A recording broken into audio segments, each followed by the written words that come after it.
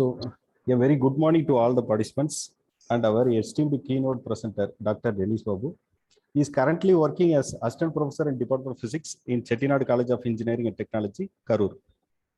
He did his PhD in the field of micro, meso, nanostructure material for the fabrication of energy conversion and storage devices in PSN College of Engineering and Tech, Tirunelveli.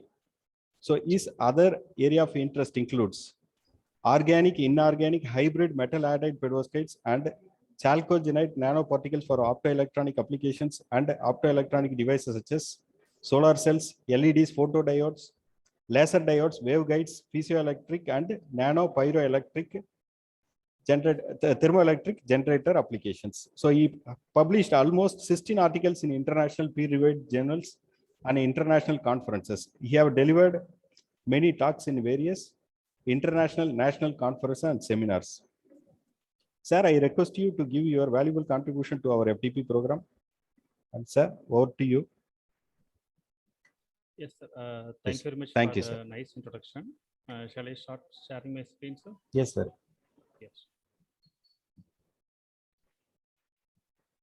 1 second, sir. Share it.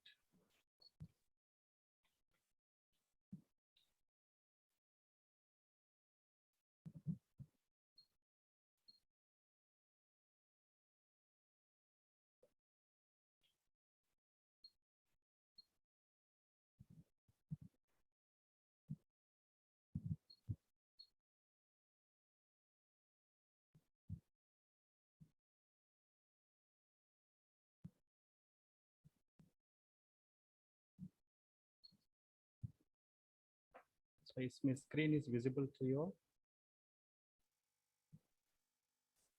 Yes, sir. Yes, sir. Please proceed. Yeah. Is my slide is moving, sir? Sir, you are a little feeble, sir. Can you is your mic nearby, sir? Yeah. What about now, sir? Now it's okay, sir. Yeah. Please proceed. Yeah. Okay. So, very good morning, everyone. Thank you very much for the opportunity. So today I'm going to give a talk on metal halide perovskite nanomaterials for advanced optoelectronic applications. So myself, Dr. Denis Bobo, working as an assistant professor of physics at Chettinad College of Engineering Technology, which is at the central region of Tamil Nadu. So this is my outline of the talk today. First, I will give an introduction about nanoscience and technology and what are the properties of the nanomaterials. Especially, I would like to focus on functional nanomaterials and their application in optoelectronic devices. Especially when we talk about functional material, a new kind of functional material, which is called perovskite nanomaterial, I'm going to discuss today. In that perovskite nanomaterial, I will be mainly focusing on metal halide perovskite systems and their importances and features today in this forum. And I will be discussing about perovskite nanomaterial synthesis and what are the different approaches we have done, what we have achieved so far, and some of the optoelectronic devices which we have fabricated in our laboratory, and what are the recent higher power conversion efficiency which we have achieved in that particular devices, especially on solar cells, light emitting diodes, lasers, photodetector, and some of our initial research work on radiation scintillators. And finally, I will give some kind of a current status of the perovskite optoelectronic devices and their opportunities also. So this is my outline of the talk. So I will be briefly discuss about 0-dimensional, 1-dimensional, 2-dimensional, and 3-dimensional perovskites for the application of solar cells, light emitting diode, detector, and lasers. Okay, coming back to the general term, nanoscience and technology. We are all aware of that nanoscience and technology, which deals about 10⁻⁹ level. So through that level, we can able to achieve different and fruitful properties of the prepared material, which can be very much helpful to the miniaturizers of the modern devices. Okay, so in the nanoscience technology, the 3 major categories are available: nanostructure materials and the tools and the devices. So coming back to the nanostructure materials, there are variety of nanostructure materials are available: particles, composites, supramolecular assemblies, and multidimensional materials. So we can be able to adapt many fabrication techniques, which are all coming to the nano tools category. Through this fabrication techniques, we can be able to fabricate a variety of nanostructure material with multiple dimensions. And the main instrumentation which is used for that to analyze their properties, whether it is physical, chemical, electrical, morphological, uh, photophysical, photoelectronic, anything we can be achieved with the help of instrumentation techniques, especially in metrology analysis. And some of the computational techniques are also essential to prove that the prepared material is having fruitful properties. And after we have done these two major criteria, we have to go for fabrication of the devices, which are all in the range of nano size. So we call it as a nano devices. So recent, for the past 10 to 50 years, the people around the world, those who are working in the field of material science and technology, are focusing on fabrication of the nano devices, especially in the field of MEMS, biomems, molecular electronics, and sensors and detections, especially with the help of a lab on chip and a device miniaturization processes. So nanoscience and technology, which holds many application with the phenomena of, excuse me, sir. Nothing, sir. Proceed. Nothing. Okay, so nanomaterials can be synthesized by various methodologies like hydrothermal, solvothermal, hot injection, colloidal heating, sol gel. Many methods are available. By tailoring their properties, we can change their elements and their size, their stoichiometric ratio, and we can able to change their morphology also. We can be able to synthesize spherical shape, rod shape, wire shape, and many kind of shapes also we can be able to synthesize. So this nanoscience technology, which all comprises the three phenomena: physics, chemistry, and biology. The application of the three fields, which relies on the all over the field of nanoscience and technology, and many characterization techniques are available. As we already know, HexaD, SEM, TEM, many techniques are available. Some kind of advanced scattering techniques to understand the crystallographical features of the prepared material, like neutron scattering, synchrotron radiation, and in situ and invasive state irradiations. And recently, for the past 10 years, simulation aspect of the materials research are emerging, especially in the field of density functional theory, first principle calculations. These kind of a simulation tools helps us to understand, helps us to know what are the possible material that can be able to prepare. So if we have prepared those kind of material, that material will have this kind of property. So those kind of advanced forecast methodologies can be done by with the help of nano simulation techniques. As we all know this, the nanomaterial hold application throughout the entire field of the world, especially hydrogen production, solar energy, wind energy, biomass, water, nuclear energy, electricity production, and smart energy consumption, and as well as energy storage also.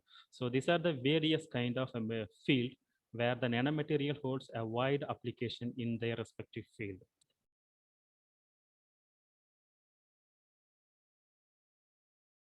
Yes, I will be concentrating on electronic materials today. So electronic materials, you all know about that there are three kind of material are available.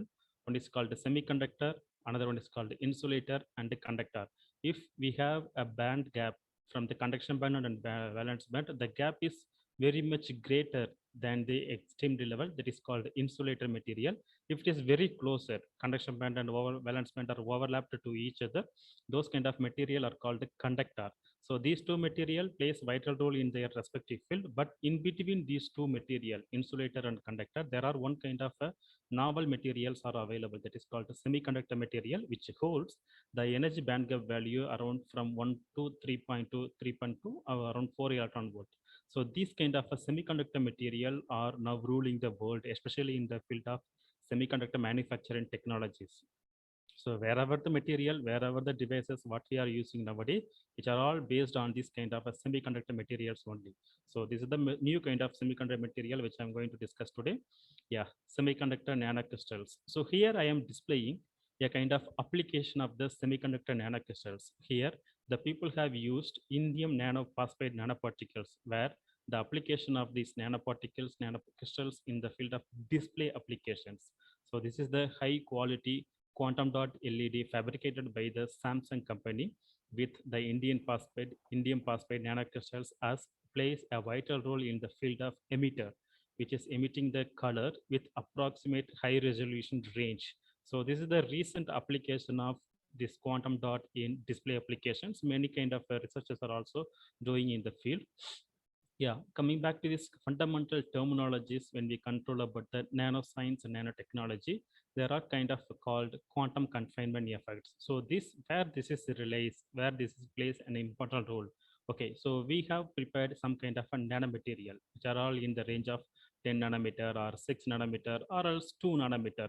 How to identify their properties? First, we have to characterize XRD, and after that we have to characterize optical properties. What is their optical band gap value? So depending upon the band gap value only, we have to decide whether it is applicable to the any kind of electronic applications or not. So this optical band gap value, if getting reduced, that material having kind of a 6 nanometer to around more than that kind of sciences. If we want to reduce the size of the material, so at the same time, the band gap of the material is getting increased. That is the beauty of this quantum confinement effect. And as well as if you reduce the size of the particle, the color of the material is also getting changed from red color to blue color.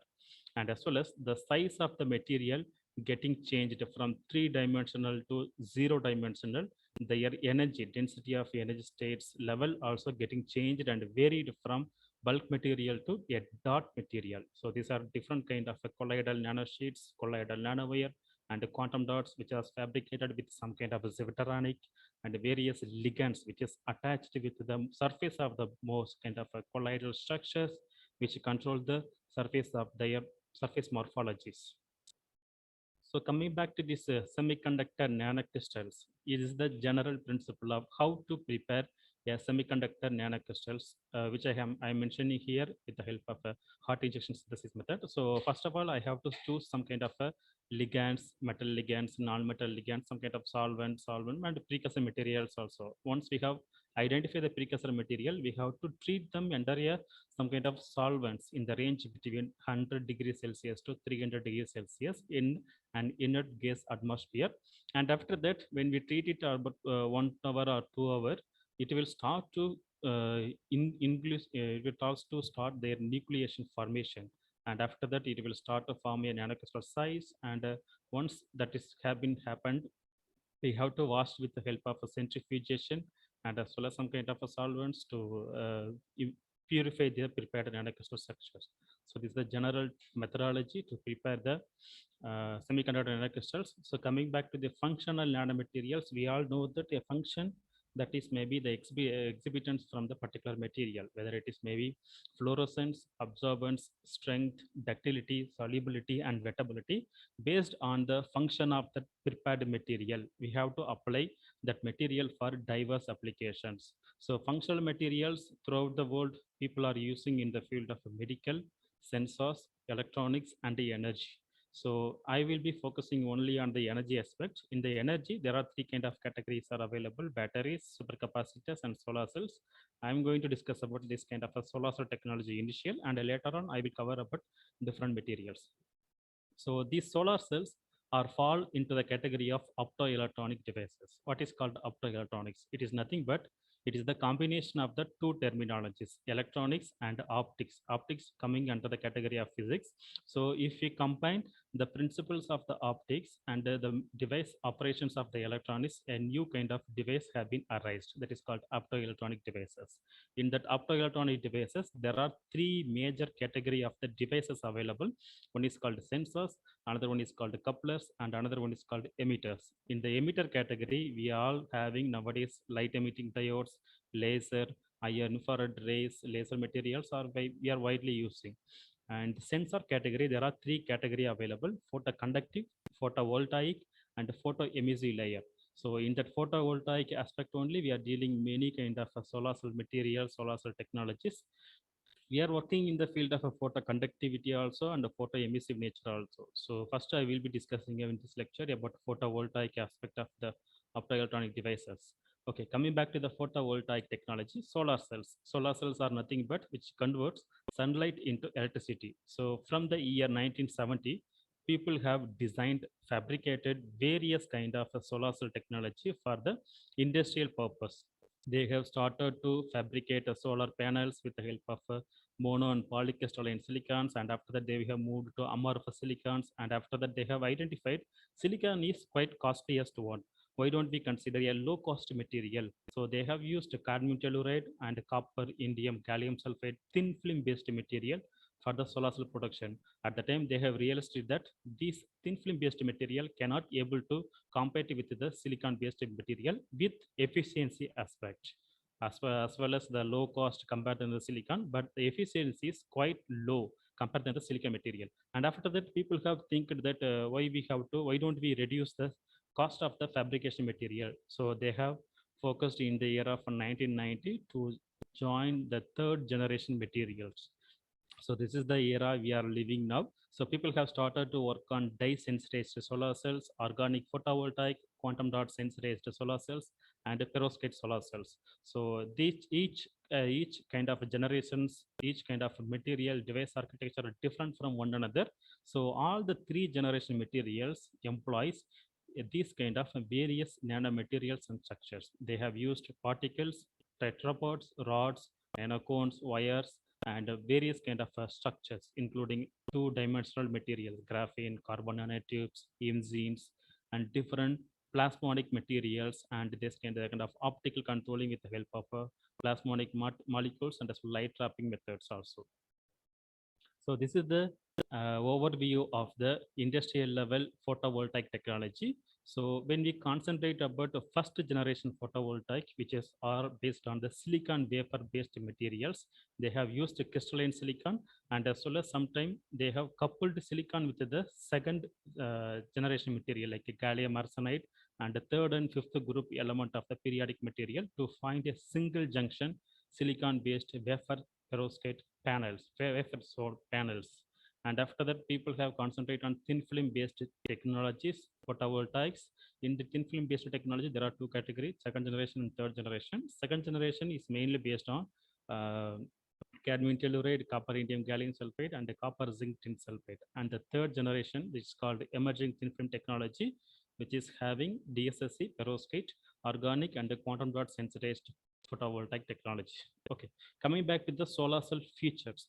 So in the top of this figure, I have mentioned the graph between photon energy and the spectral irradiance, which is their ability of the particular solar cell device in the electromagnetic radiation places. Okay, so here we can see that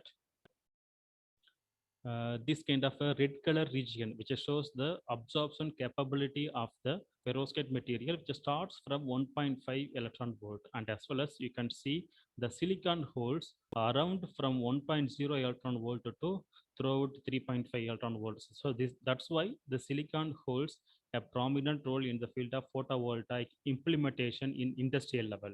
So still there is lot of opportunities are available for the perovskite, and as well as copper indium gallium sulfide based materials also to make this kind of a material to be applicable for industrial level scales. So there is one limit is that Shockley-Quasar limit, which tells and predicts the possible implementation of this kind of material and their power conversion efficiency. Further, it will lead to apply in the industrial level manufacturing. They have identified crystalline silicon, gallium arsenide, perovskite, and gallium phosphide materials only are having 75% of power conversion efficiency. So far, they have achieved as per the Shockley-Quasar limit case, and the rest of the material are in still R&D level. They have they are working on to get high level fabrication of these materials. So these are the various kind of architecture of the solar cells, as I have already mentioned about. So first one is called silicon based material, silicon based solar cells. Here they are having a simple PN junction region, P-type silicon and N-doped silicon, which is called a P-type PN junction diode, which has been prepared, and they have coated some anti-reflector coating and metal contacts and metal blocking layers in their structure. In the second generation, that is called thin film based material, instead of silicon, they have replaced that N-type material and P-type material with semiconductor material. The N-type material is called cadmium sulfide, and P-type material copper indium gallium sulfide layer. They have just replaced the N-type, P-type silicon with a new kind of semiconductor material, and they have followed the same architecture like anti-reflective coating, contact, and they have prepared, instead of wafer, they have used some glass substrate to fabricate the solar cells. So coming back to the third generation C, that is called Dyson solar cell. In the last section, Professor Tina Arena maybe have discussed. This is the kind of architecture of the Dyson solar cells. So they have used, instead of the P-type, N-type material, they have used some kind of a whole transporting material with dice. The dice plays a vital role to transfer the charges of the electrons at the outside of the contacts. From that, they will receive a huge number of power conversion efficiency. And the fourth one is called perovskite. So the main difference between the DSSC and perovskite is, instead of a die, we can be able to perovskite material instead of die. That's the change. And the rest of the working principle, the rest of the things are all same as like a Dyson solar cells. But the most important one is the efficiency is very much higher than the DSSC. That's the beauty of these perovskite materials. So this is the comparison of the already existing photovoltaic materials and the new discovered perovskite materials. So already discussed the raw material cost, and as well as finished material cost, fabrication cost, and as well as energy backpack period. They are all very high compared than the perovskite. So perovskite offering very low raw material cost and fabrication cost also. So as the prime importance must be given to efficiency. So when compared than the other solar cell devices, perovskites have high power conversion efficiency compared than the other three materials. So still there is a competition is going in the field of crystalline silicon and as well as perovskite. So in another 10 to 15 years, we can be able to find more number of perovskite based solar panels around the globe instead of silicon, which is high cost fabrication panels. Yeah. When we talk about perovskite, this is the person who plays a vital role to make this kind of a material, and who has been identified and applied this material for the solar cell applications. And he has published kind of an article that is called a highly reputed article, science article in the year 2013. Even though they have invented this material in the year of 18th century, and they have started to utilize this material for the solar cell application in the year 2009 only. So this Professor Henry Smyth, who is at the University of Oxford, who has started and familiarized this kind of research throughout the globe. So these are the modern application of the perovskite solar cell in the space also. Yeah, this is called National Renewable Energy Laboratory, which is located at United States of America. Every year they are releasing a chart that is called a solar cell efficiency chart. From this chart, we can be able to know what are the maximum power conversion efficiency that particular solar cell have attained so far. Here they have listed about multi-junction solar cell in the violet color, crystalline solar cells in the blue color, and thin film technologies like copper indium sulfate, cadmium telluride, and amorphous silicon. They are in the light green color. And these emerging photovoltaic materials are given in this chart with this kind of various notations. So we have to find out these perovskite solar cells in the year of this 2013, because they have, even though they have started applying in the year of 2009, they have started to release the finalized efficiency report from the year 2013 mainly by the Henry Smyth group. So you can see from this NRL shot a very closer look. This is the short rapid progress of the perovskite research.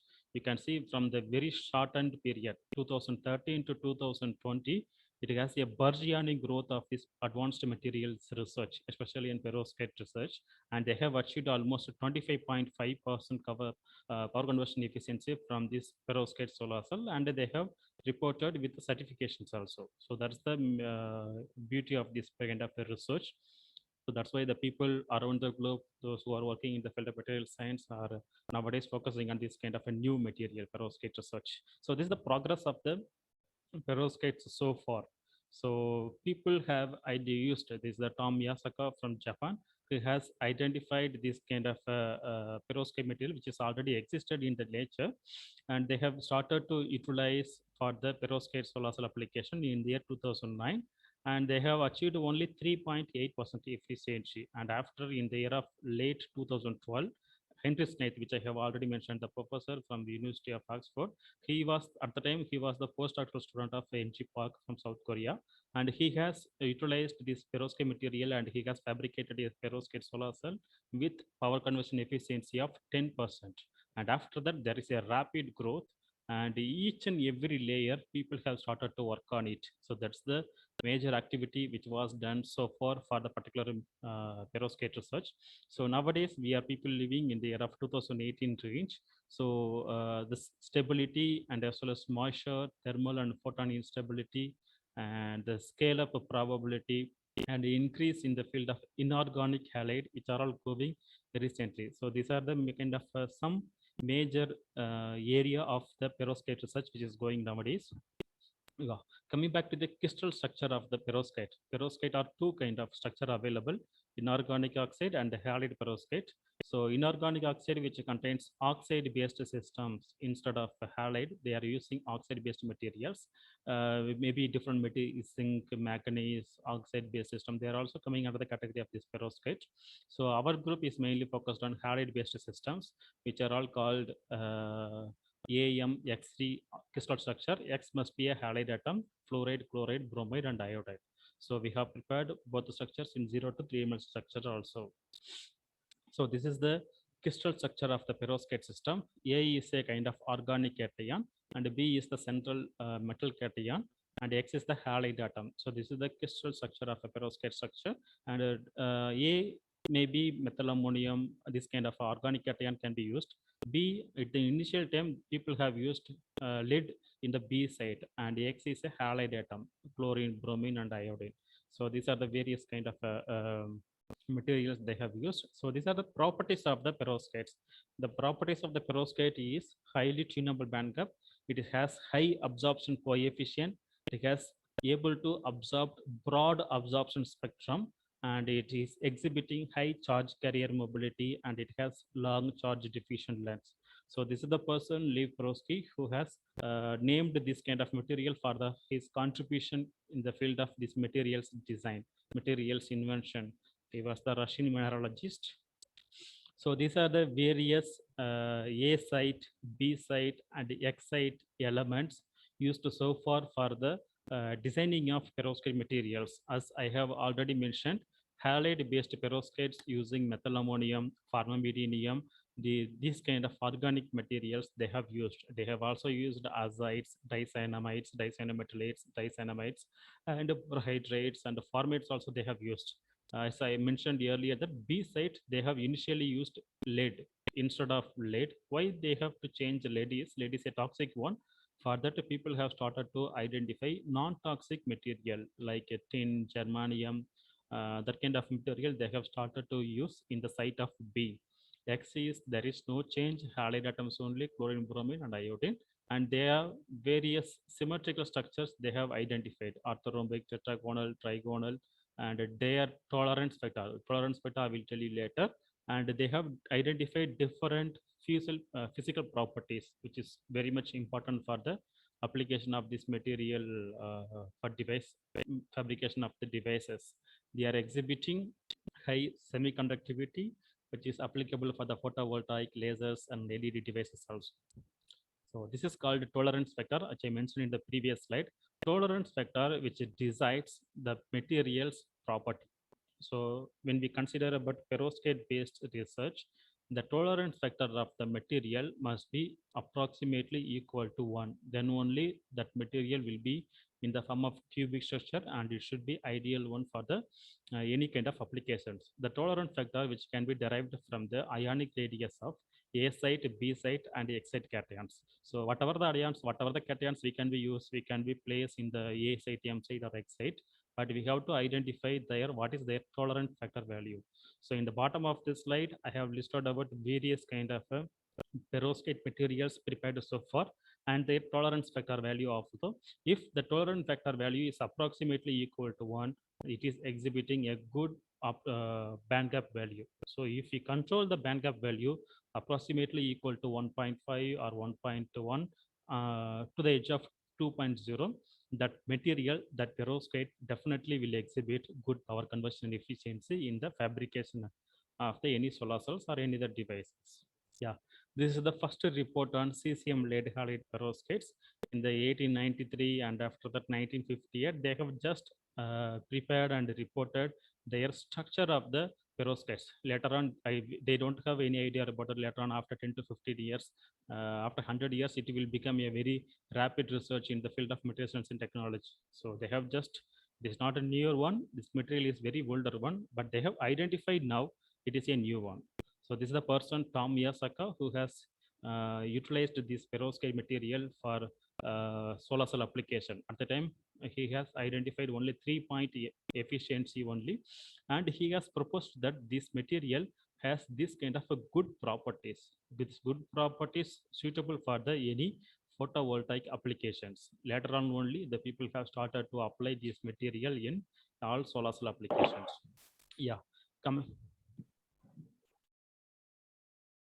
coming back to the structure of the perovskites, it is available in the form of spheres, cubes, rods, wires, and platelets, and the various kind of clusters also which can be possible to fabricate via various methods like precipitation, hot injection, salvothermal method, sonochemical, microwave, and exfoliation methods especially, and as well as different kind of methodologies can be adapted to fabricate different structures.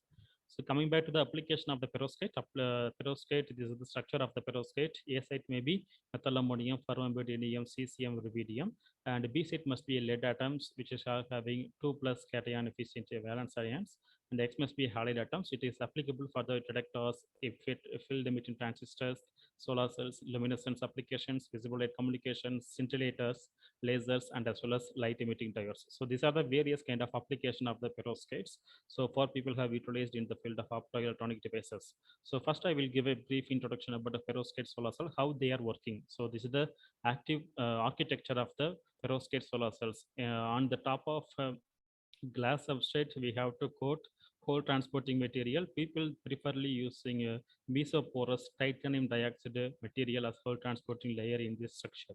And above that, they have coated perovskite material, and above that, they have to coat electron transporting layer. There is a polymeric material, and above that, they have coat some conductive contact, which is silver, gold, or nickel. So these are the architecture of the perovskite solar cells. So this is the simple working mechanism.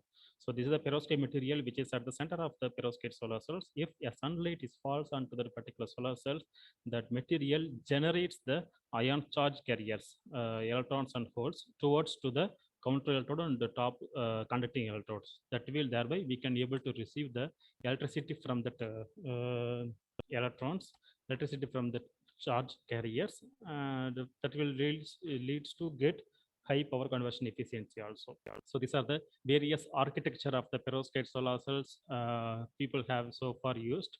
So as I mentioned earlier, that mesoporous titanium diode based whole transport electron transporting material is also available, and a planar structure, inverted planar structures, whole transport material free structure is also available.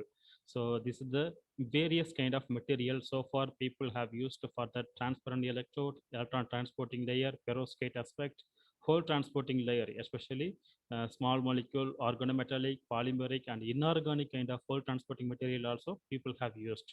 So this kind of metal electrodes like gold, carbon, silver, and maybe the nickel materials are also used for the metal electrode application. So this is the called metal hardened perovskite material. This is also similar to the organic inorganic hardened perovskites. The only change is instead of organic cation, I am using metal cation to fabricate this kind of a metal hardened perovskite. That's the main change. Rest of the B site and the X site atoms are same. Only I have changed the A site atom. Instead of organic cation, I am using inorganic metals. So these are the kind of materials and crystals what we have prepared in our laboratory, kind of a perovskite systems. This is I have mentioned about perovskite in different format, not only cubic structure, not only traditional structure, it is available in different structure, double RP phase and DJ phase and RVLA phase, different kind of structure are also available. We can be able to fabricate with the help of many technologies, like through hot injection method we can achieve these kind of structures, and we can able to separate the layers of this perovskite structure. While comparing then this RP and DJ phase, we can easily cut this kind of layer. We can easily remove the layer of this every 2 section layer of this phase materials. Why it is important, sir? It is very important for the application of light emitting diodes and laser also. If we control the layer of the materials, layer of the structures, we can be able to get high luminescence efficiency from the particular devices. So these are the various kind of morphologies are also available: quantum dots, nanowires, single crystals, and the growth of the single crystals of this perovskite structures. Yeah, this is the material I am going to discuss. So cesium lead chloride, cesium lead bromide, and cesium lead iodide. As I mentioned earlier, instead of the A site, that is organic cation, I am using cesium based metal halides, metal materials. Inorganic metal, I have used just to replace the A site cation, and cesium lead bromide and iodide material. It is helpful to fabricate with different kind of structures, crystal, fiber, platelets, size, and hierarchical structure also can be possible to fabricate. We can able to play with them by alloying, doping, and thickness control, nest fabrication, and crystal enlargement. So we can play with them to get some fruitful properties from these perovskite structures. So this is the method we have adapted to synthesize this kind of a material, perovskite materials. So here we are using different capping agents, different solvents to get some good structures. If you want spherical quantum dot structure, we have to use hexaenic acid and octalamine. Cube structure, sheets, plates, rods, we have to use this kind of uh, solvents like acetic acid, dodecalamine, oleic acid, and dodecalamine also we can be able to use. And if you would like to exchange the halides atoms in that perovskite structure, we can be able to get fruitful color variations. If we change chloride ions to bromine ion, bromine ion to iodine ion, we can able to get colors variation from blue color to red color ratio. So this is the beauty of this perovskite material when we change the halide atoms from these particular structures. This is the C image. It shows the photograph of the luminescent plates, which are all changed. The cesium lead chloride based plates is exhibiting blue color nature. Bromide structure, it is exhibiting green color. Iodine structure, it is exhibiting red color nature. So this is the comparison of the perovskite nanocrystals with the ordinary traditional core shell nanostructure or also metal chalcogenous structures. Compare than their previous reported materials. This perovskite material holds a new and a very important photoluminescence property. So that will applicable for the different applications. So these are the various kind of methodologies can be used to prepare these materials. In general, synthesis methodologies can be classified into 2 categories: injection and non-injection category. So injection category, it shows the hot injection methods when we heat the solvents at a high temperature, and we have to insert some of our precursor material through injection. Okay, so with that we can get some kind of a good size and morphology controlled materials, and it requires some kind of shelf line, and it's not very much possible to extend the scalable applications. So compare than the injection methods, very low cost methods are also available: convection, solvothermal, microwave, and sonication. Also through this kind of method also we can be able to fabricate that materials. So these are the 4 kind of devices we are having with us to fabricate these perovskites. First one is called hot injection method, second is called LARP, ligand assisted reprecipitation method, and third one is called ultrasonication, and fourth one is called hydrothermal autoclave, and the fifth one is called microwave sonication method. So these are the various kind of methods available to prepare these perovskite materials. And after we have prepared this perovskite material, we have to coat these films to make a thin films. So in order to make thin films, there are a variety of methods are available to fabricate thin film structures, like a chemical bath, spin coating, dip coating, Dr. blade, aerosol jet, spray coating, and screen printing also. So these are the methods available to fabricate the perovskite thin films. So this is our first work, which we have fabricated simple mechanical chemical synthesis of perovskite. We have just grinded two precursor material, methyl ammonium bromide and lead bromide, in the simple mortar, and we have prepared this perovskite material, methyl ammonium lead bromide based material, and we have dissolved it with the DMF, dimethyl formamide. And at the same time, we have prepared iodide based perovskite also. It is dissolved in the gamma beta lacton. So these are the two perovskite solutions we have prepared, and these are the perovskite films fabricated with the help of a TiO2 caster. And these are the SEM images of the prepared film, and this is the solar cell device. And this work done by Sankavi. And when we fabricate perovskite thin films, we have to consider about this kind of steps in the range of deposition, flame drying, flame nucleation, and crystallization. That's why we have to get some good crystalline nature, good morphological feature of this perovskite structure in the form of film. So this is the beauty of the perovskite film, which we have prepared with the help of that methyl ammonium lead bromide and iodide based perovskite thin films. So this is the reported power conversion efficiency of the prepared material. So when we consider about methyl ammonium lead iodide, we have reported around 8.98% efficiency, and if we include TiO2 in the form of mesophorus, it is increasing the power conversion efficiency to 11.3 power conversion efficiency. So this is the first initial achievement of our group, and after that we have carried out many fabrication of these devices in the category of forward and reverse characterization, and we have calculated the external quantum efficiency of the devices, which shows the approximate equal efficiency of these perovskite devices in the inner and outer atmospheric conditions. So this is the outline of our research. So we have used perovskite solar cells without TiO2 and as well as butyl ammonium bromide based materials. We have achieved almost 15.7% efficiency and 20% efficiency when we include other organic cation like a butyl ammonium bromide when we include into it. So this is the another kind of perovskite we have synthesized with the help of ultrasonication methods. So when we synthesize this kind of material, we can be able to get some three-dimensional structures with kind of a novel properties. So this is the high resolution TEM images, which shows a kind of a flower-shaped structure. We have prepared this perovskite. So this is the another kind of a synthesis method, hot injection synthesis method. We have adapted to synthesize perovskite, and we have synthesized cesium lead chloride, cesium lead bromide, and cesium lead iodide also with the help of hot injection method. We have used lead halides and cesium oleate as a precursor material. We are using octadecanolamine, oleolamine, and oleic acid as a solvent for preparing these kind of materials.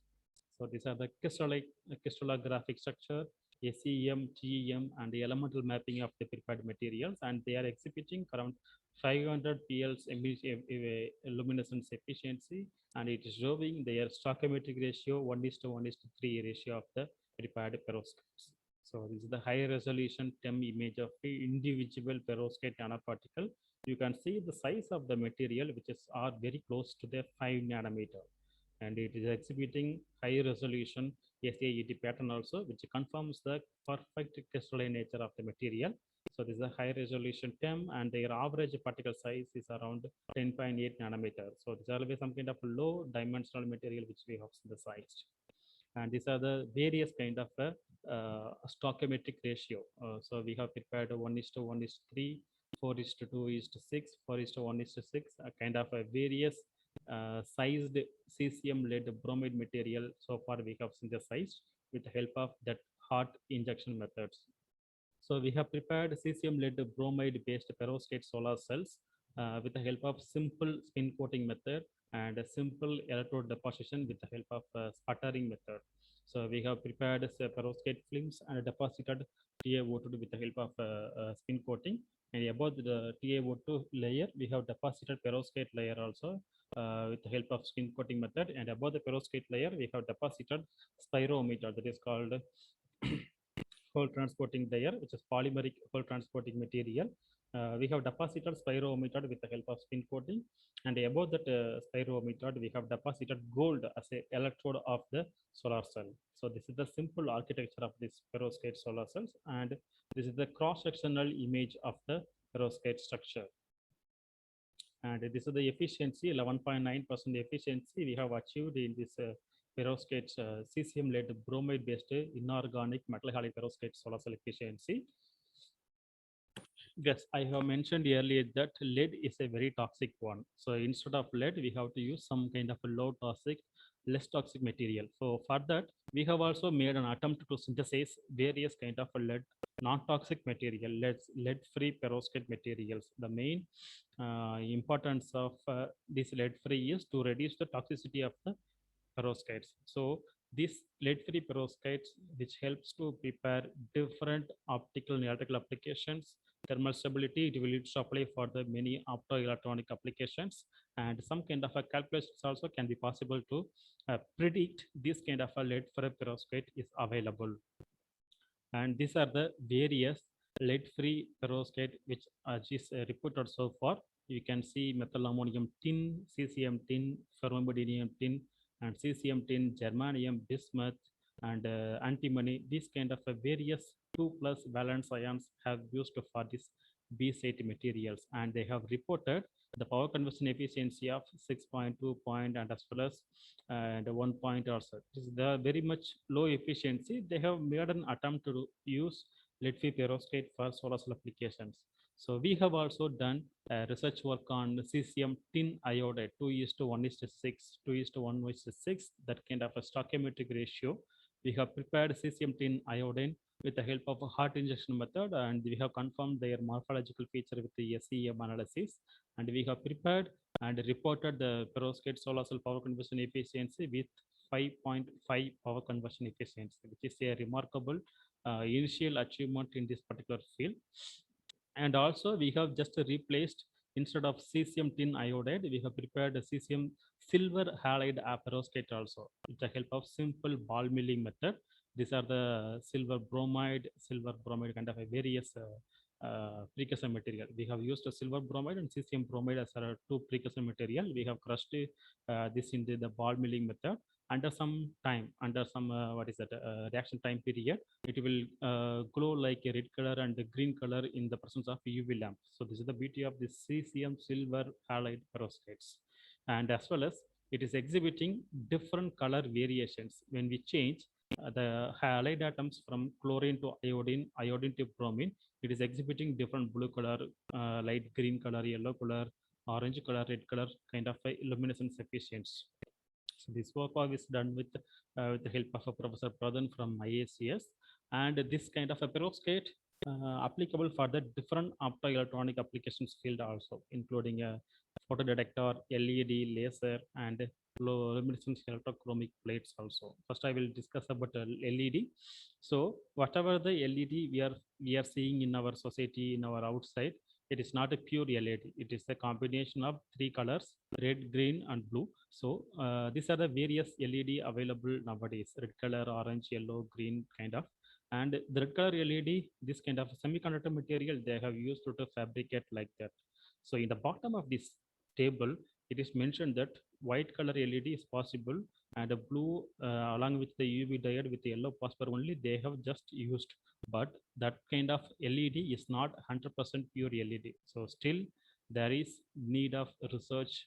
There is no available of pure white LED in LED industries.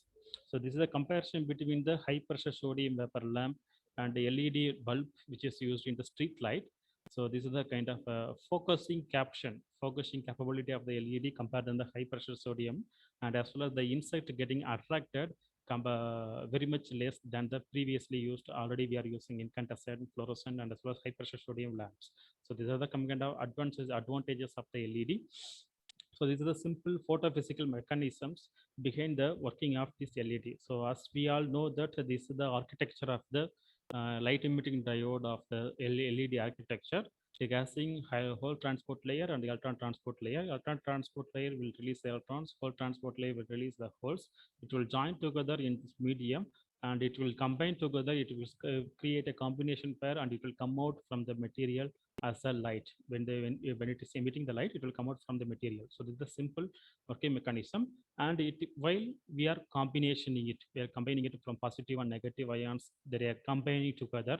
There are possible recombination mechanisms also can be happened. So first one is called trap mediated, second one is called bimolecular, and third one is called OJ recombination methods. So these are all the combination from the holes and electrons which are combined together in the region of conduction band and valence band levels. So these are the various kind of architectures, that is the perovskite based light emitting diodes so far used. In this electron injection layer, people have used butyl ammonium, TiO2, and metal oxide based systems also they have used. In the here we can see there is no pure metal halide based perovskite for the LED applications. So for that we have made an attempt to synthesize pure metal halide perovskite for LED application, and the whole injection layers also can be with help of possible of many polymeric material like PEDPSS, TFPFI, TF3HT, like that material they have used. Yeah, this is the first work we have made, cesium lead bromide along with the phenyl ammonium perovskite. So this is the work we have made.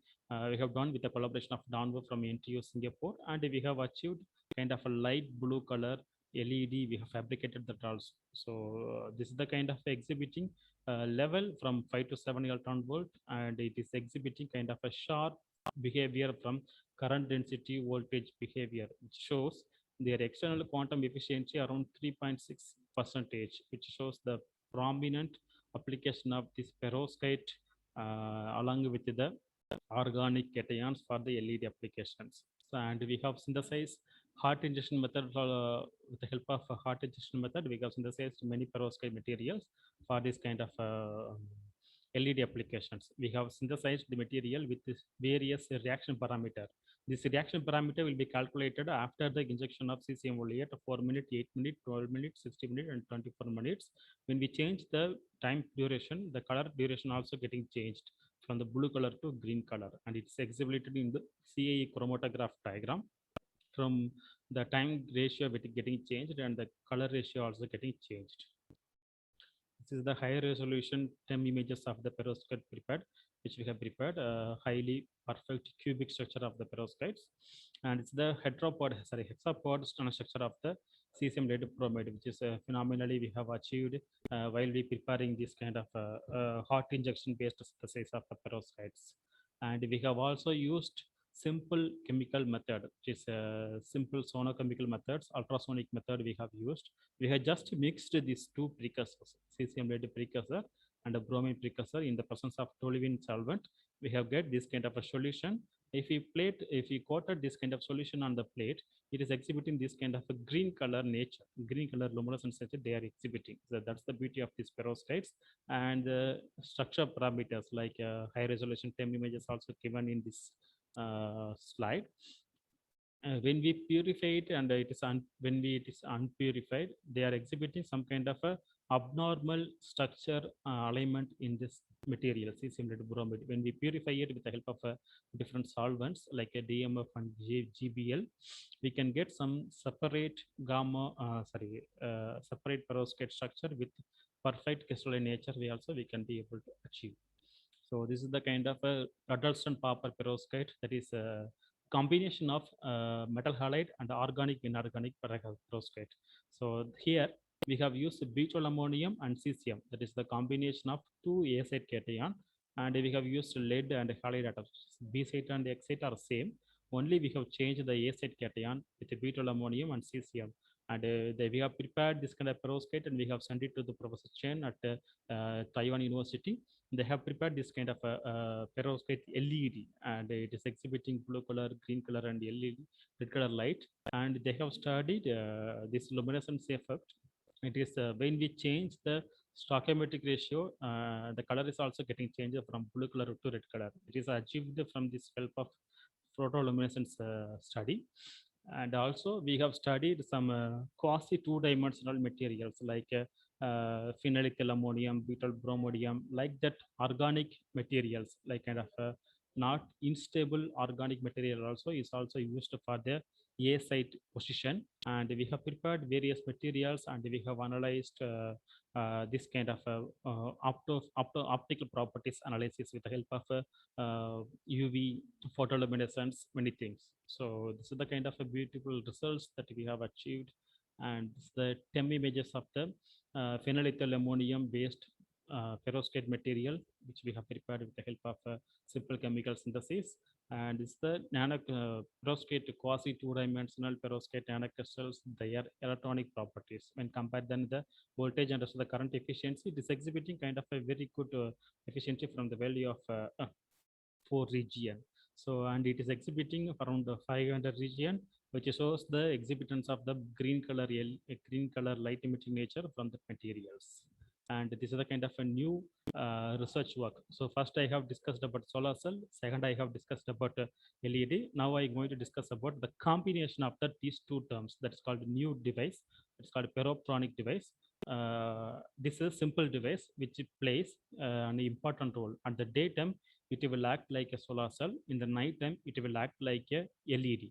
So this is the beauty of this device. So this is the concept of this Perovtronic device. And the daytime, it will act like a light harvester, and the nighttime, it will act like a light emitter. So it's all having the same nature, same architecture, PIN junction, and it is having this kind of emission nature also. So this is the simple methodology, simple fabrication method to fabricate this solar cell, and as well as it is called LED. So we can prepare with the help of ITO substrate, P.PSS, and we have deposited some perovskite, and we have deposited some electron transporting layer, and above that we have deposited some contact also. So this is a simple device fabrication method. So this is the simple working mechanism of the solar cell and the LED also. So solar cell is how it is working. When a sunlight falls onto this perovskite, it is separating the charge carriers, electrons and holes towards to the two junctions, two contacts, and at the same time it will work in the night time as a LED. The electron transport layer and the hole transporting material offering electrons and holes, and it is joined together in the presence of a perovskite, and it will exhibit the color, it will exhibit the light in the form of light, that is called LED light. So this is the new concept. Still we are working in this kind of research work. This is our first and initial research work we have done on this Perovtronic device. We have used a zinc oxide based material and a polymeric based material for this perovskite, as well as the device application for transporting electron transporting layer. So in the presence of electron transporting layer only plays an important role. And we have used a zinc oxide polymer material, various material also we have used. But in the solar cell, we have achieved a 5-point power conversion efficiency, but we have achieved a very low external quantum efficiency when we compare to the LED characteristics. So that's the part we have to improve, and we are working on it. And these perovskite devices applicable for the various photonic and electronic devices, including phototransistor, photodiode, and phototransistor also. So these are the architecture of the field effect transistor, hybrid field effect transistor, and bipolar junction transistor, which they have used perovskite as a main photoactive layer in this structure. So this article you can be found in this lecture, Journal of Allies and Commerce. You can find it this lecture. And this is the operation of the hybrid phototransistors when we compare with this traditional phototransistor. This perovskite holds very small miniaturization of these devices into very nano size range. And the main importance is the charge transfer. When it is close to a channel and it is open channel, their charge transfer is very rapid, fast. And this is the beautiful review article. Please you can find it more information about this or operation of these transistors also, which are all very important for the new kind of electronic devices research. And these are the various architecture of the perovskite detectors, photodiode, photoconductor. They are also having same architecture, but they are having 2-terminal and 4-terminal structure also there available. So depending upon the terminals, we are naming as a different devices also. Okay, so this will exhibiting some new, some good optical features and as well as electronic features based on the response time and the driving voltage. So depending upon that, we can apply this material for the any optoelectronic device applications, especially in the field of transistor or conductor like that. So this is the kind of a photo detector people have used so far for the applications. Here you can find out this kind of a perovskite based detector, which are all holes which will receive the and detect the color ranges, light ranges from the region of UV and visible region. This is a perovskite detector, which is called metal halide perovskite based detectors. When compared than the colloidal quantum dots, this material also receiving light from the UV region. So that's the beauty of these perovskite materials. So this is the material and working mechanism of the how a photodiode is working when the presence of some voltages are acting onto particular devices. And various kind of a perovskite and different cation is also used, and their optical bandgap value is also listed out in the bottom of this slide. This can be found in the this literature, which is a very good article which can be useful to read it out. So next I will discuss about a laser. Laser is nothing but light as getting from the, we can be able to get light from the material when we illuminate into some kind of radiation onto it. This is not a new kind of research area. Even though this perovskite was invented in the year of 1893, people have started to utilize this perovskite for the laser application in the year of 1970 only. And after that, there are various kind of materials, very kind of structure they have used in the different form, like a plate, wire, sphere, cube structure. And recently people have used this kind of perovskite material for laser application also. We have also made some arrangements, kind of a new cesium lead bromide perovskites and methylammonium lead halide perovskites also in the form of some spherical nature we have prepared, and this kind of ultroluminescent STEM images, nanorods, some micro rods we have prepared. And these are the some kind of perovskite quantum dot lasers which are exhibiting high luminescence efficiency from this particular laser device. And these are some kind of a two-dimensional metal halide perovskites are also used for the production of laser. It is emitting different colors, including green, light blue, and red color also. So this is the nature of this perovskite materials for the photonic crystals and the GBR cavity lasers also.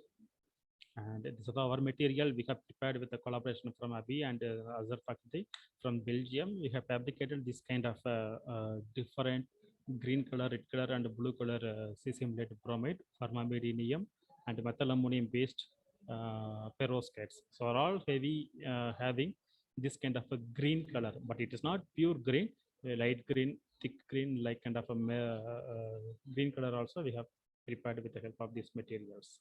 And this is the photoluminescent fluorescent plates which have been fabricated with the help of these perovskite materials. We have started to work with this research area with Azhar and Veena from Australia. And this is the another part, that is the final application part of this perovskite materials, which is called the nanocrystal scintillators. In our airport, we are using X-ray to scan our objects, our gadgets, everything. Instead of that, we can use this kind of a perovskite material. So if we coat a layer, if we coat a kind of a spray and a powder onto this, if we pass some kind of X-ray onto this perovskite, if you pass some X-rays onto this perovskite, it will start to glow. It will start to exhibiting luminescence effect from that particular very dangerous material if you kept anything in our bag inside. So this is the already used cesium thallium is already used material in that application. So instead of that cesium thallium, people can produce that proposed that cesium lead bromide also can be useful instead of other materials like carbon dots, cadmium telluride, lead tungstate, bismuth tellurium oxide, other than material. Cesium lead bromide also can be useful. And it's the simple X-ray conversion mechanism which has happened with the principle of photoelectric effect. So when we pass some high intensity X-rays onto this particular material, it will exhibiting some kind of photons, which is in the form of light. It will exhibiting. So that's the simple photoelectric mechanisms. And these are the various kind of material like cesium lead bromide, cesium iodide thallium, and BGO crystals people have used for the radioluminescence efficiency, especially for this kind of application, scintillation detector applications. So this is some kind of examples which was done by Osman Bakar from Kaus to Saudi Arabia. They are the first group who has started to work on this material for this kind of scintillation applications. We also have initiated this research work methylammonium bromide based material for scintillation. So this is the their photo response property. We have prepared this methylammonium bromide, and about to that on the two sides of this perovskite we have placed gold as a contact, like a metal semiconductor metal junction, MSM junction. We have received the current response, and it will start gradually increasing when we increase the voltage of the voltage onto the particular material. This is the high resolution TEM image which show the D-space line, which is perfectly matched to the traditional reports. And finally, I will give some kind of a challenges and opportunities in this perovskite field. Now, excuse me, sir, how much time I will have? Yes, sir. You can carry on, sir. Yeah, I will have another 10 minutes, sir. Okay, sir. Okay, so finally, I will conclude. I will give some kind of a challenges and opportunities for in this which is available in this field. Yeah, this is called the trends in this thin film solar cells. Thin film solar for photovoltaic technology, which I have discussed so far. There are various kind of materials like a cadmium telluride, chalcopyrite, gallium arsenide, and organic materials also used. Coming back to the optical properties, these perovskites are also having beautiful properties from the value of 1.5 to 2.0, and it is started to it is getting reduced, it will place a high efficient material also, like here we can see gallium arsenide, copper indium sulfate, cadmium telluride. They are all having the photon optical bandgap value from 1.0 values. So if the bandgap value of the material getting reduced, our power conversion efficiency also getting increased, and their electrical properties and the power per weight also getting it is very important for the fabrication of any material for the photovoltaic applications. Yeah, this is the another final completion of this perovskite research. So if we consider perovskite based research, especially on the solar cell, there are a lot of area, lot of unexplored field are available. So if we consider about femtosecond 10 power minus 15 level seconds, there is charge generation, charge carrier, charge kind of a transport research related issues are available. People can also start to work on that field, and picosecond and nanoseconds and microseconds and milliseconds and seconds level dealing of this perovskite research issues, ion transport, defect response, recombination, transport of the charge carriers, and the relaxation. So these are the various kind of opportunities available in this research area. And finally, if we have able to optimize these all kind of parameters, we can get some good stability. That is, the stability is the most important factor for any solar cells. So nowadays perovskites are lagging for the instability of this kind of materials. And we can also predict this kind of a research with this kind of a computational analysis with the help of a density functional theory and the first principle calculations methods. And these are the various kind of a flexible perovskite solar cells available so far. And people have started to implement this kind of a metal halide and non-metal halide perovskites for the flexible based plates in the on the top of the any polymeric plates. And these are the efficiency degradation parameters of the perovskite solar cells: light illumination, humidity, electrical bias, and as well as defect based related issues are still not yet fully explored in the field of perovskite. So those who belongs to physics or engineering background, they can also choose this kind of research work for their PhD or else their proposals for also. So these are all the various opportunity. And come back to the perovskite solar cells, their instability factors mainly due to the internal factors and as well as external factors. Internal factors means their lattice structures and their anion cation exchanges. So if we control and optimize this kind of internal factors, we can also get some good stability. And the external factors which affects the surface and morphology of the perovskite solar cells: light, heat, and moisture, and oxygen. So these are the four disadvantages, four major points that externally affect the performance of the perovskite solar cells. And these are the simple image simple image shows the present challenges available in this perovskite solar cell field, light, heat, and humidity, and as well as it will, once we optimize this parameter, the stability is also can be able to achieve. That is the stability. Ability can also be, it is possible.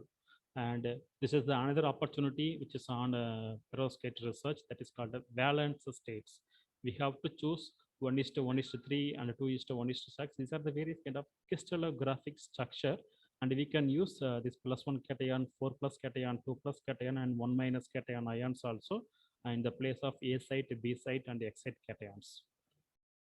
And next, it will be on this kind of a heterostructures, dimension tuning, ligand chemistry, and different halide deficient and rich. This kind of a research work is also nowadays available, and it is also very open for the any researchers also. And this is the kind of commercial viability of the perovskite nanocrystals. The main important thing is the lead toxicity of this perovskite materials. So if we control the toxicity of the lead, that material, that kind of a perovskite will be a fruitful one for the industrial level scaling. Yeah, this is the very impression slide. If we get some good performance from the perovskite materials, we have to optimize these three parameters. First one is called structure, property, and processing. If we optimize this kind of three level, we can get some good performance from the perovskite solar cells. And it is reported that the perovskite, not only perovskite, any good power conversion efficiency can be achieved with this kind of a solar cell matrices. Their open circuit voltage must be from 1.1, their short circuit current and fill factor, and this kind of a good solar cell material, a particular solar cell having, definitely it will exhibiting their PCE above 22% efficiency. And these are some different kind of strategies to improve the stability of the material, perovskites, compositional engineering, surface engineering, matrix encapsulation, and device encapsulation. So when we discuss about any photovoltaic material, we have to consider good material for the photovoltaics, and that material should able to achieve low manufacturing cost, and it must show some good stability, and it didn't have any toxicity from the lead and everything. So when we consider about advances in this research, these are the kind of research work what we are doing in our laboratory. So materials and especially devices, and we are also working in the field of tandem solar cells. We are working advanced characterization with the composition, microstructure, and optoelectronic device physics aspect. And these are the research work that we are working. Film deposition, we are exhibiting some high power conversion efficiency, new materials design towards different optoelectronic applications, lead-free perovskites, different kind of structures also we are working. So these are the various kind of structures and applications, detector, light emitting diodes, lasers, and memory applications also we are working. And so these are the another kind of application. Once we optimized this kind of materials for device application, we can be able to apply for this wearable technologies to fabricate a tabletop and wearable devices for the from this kind of materials. So these are the opportunities for the engineering as well as the science-based students, which is not yet explored much in the field of communication, that is visible light communication field. So this is called the 4 main field, and we are working in the 4th red color factor, optoelectronic materials and devices. We are extending our network and collaboration throughout the globe to get to work on this display, optical communication, and optical engineering field also. And in our research group, we are also working in the field of carbon dioxide conversion research with the help of some Jeju National Universities of Korea peoples. And these are the various kind of materials we have prepared: needles, spheres, metal organic frameworks, metal oxide nanocubes, chalcogenides, and rare molybdates. So finally, I will give some kind of summarization. I have discussed about the perovskite metal halide perovskites with their types, crystal structure, and properties, and the application of these perovskites in optoelectronic devices, including solar cells, light emitting diodes, lasers, photoelectronic devices, and the radiation scintillators. And I have discussed some kind of current status and future challenges and opportunities also. I would like to thank my collaborators around the globe, starting from the Andri, Veena, Ramesh, Shobha ma'am, Joseph, Harish, Balveer, Jonathan, Saliba, and Deblina, and all the collaborators who have helped me a lot to attain this kind of a good research work. And I would like to acknowledge the funding agencies, my management, Chettinad College of Engineering Technology, Karur, and my friends and collaborative managements, Center for Nanoscience Engineering, IAS Bangalore, Science and Engineering Research Board, RRCAT, UGCDA, CSR, IREC, and Baskin University for their strong support. Special thanks to the management committee of the Manakula Vinayagar Institute of Technology, Puducherry, for this kind of ATAL ACT training, ATAL Academy, especially this FDP on the Nanoscience for nanomaterials. And I would like to thank, special thanks to go to the convener and co-conveners, who is Dr. S. Arunmolishar and Dr. S. Vinod sir from the Department of Electronics and Communication Engineering. And I would like to thank the organizing committee of this ATAL FDP on Nanoscience and nanomaterial for giving me this opportunity. So finally, teamwork is a key, and it is implemented in all interdisciplinary projects so that we can be able to achieve some kind of good, fruitful research in future. So I would like to thank to the organizers and all the participants for listening my lecture patiently. If you have any questions, I'm able to answer for that. I'm very happy to answer for that. So thank you, sir. Thank you, sir. It's my pleasure. For giving an excellent presentation on metal added perovskites for different applications, especially perovskite solar cells, photodiodes, scintillators, lasers, etc. Yes. So if participants, if you have any queries, please post it in the chat box or unmute yourself and ask.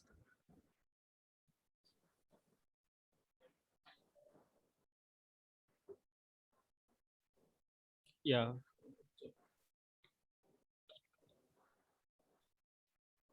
Yeah, Himati does posted a question in the chat box.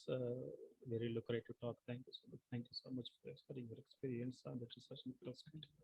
Working energy storage applications. I am interested in light powered village storage device. Can you suggest which kind of perovskite can be applicable? You can also choose a methylammonium lead bromide and kind of organic, inorganic perovskites. That will be useful for that. So that's an opportunity. You can also use metal halide also. If you use metal halide perovskite in the place of in the energy storage, especially in the supercapacitors, they are exhibiting some very low conductant property. That's the problem we have faced. We are also extending our research work to work on this supercapacitor. We have made a good collaboration with this NTU peoples, from Nirban Matthews, who is there as a material science and engineering department. We have sent some samples to them, but that they have told that these perovskite materials are quite useful for this storage application, since these materials are having less stability nature. Stability is the most prime concern for using this material in any energy storage applications. You can also use any metal halides and as well as things, methylammonium based perovskites also. Thank you, sir. Thank you, Madri ma'am. So any other questions from the audience?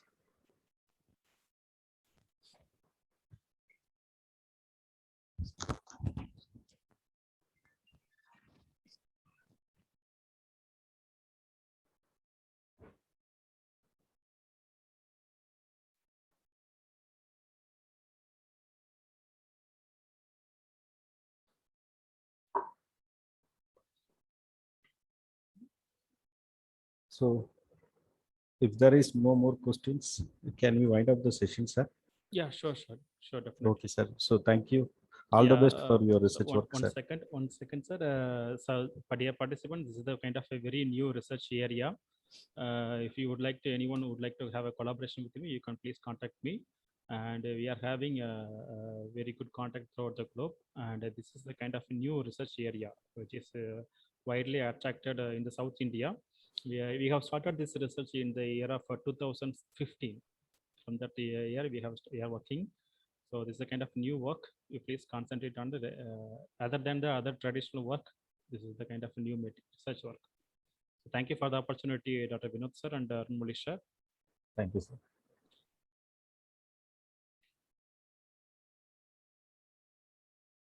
So thank you, sir. Thank you, sir. Thank you. Okay. Thank you, sir. So the participants can have their lunch now. So and you can join the afternoon session by 2 p.m. So afternoon session will be on new advanced anode-free battery technology by Dr. Imadri. So he's a scientist in Utkal University, Bhubaneswar.